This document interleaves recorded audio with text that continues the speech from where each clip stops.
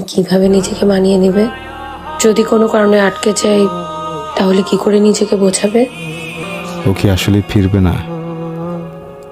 তাহলে কেন হঠাৎ এমন চিরকুট? এরপর থেকে আর একটা ভালো কথা ছিল না চিরকুটে আমার জন্য। বাইরে আমি হ্যাং হয়ে যাচ্ছি। ও ফিরবে না। ও হয়তো আসলেই ফিরবে না। চিরকুটে যে লেখা ছিল তা আর শেয়ার করার মতো ছিল না। শুধু কষ্ট আর কষ্ট, আর না ফেরার ইঙ্গিত। বাকি আছে আর একটা চিরকুট।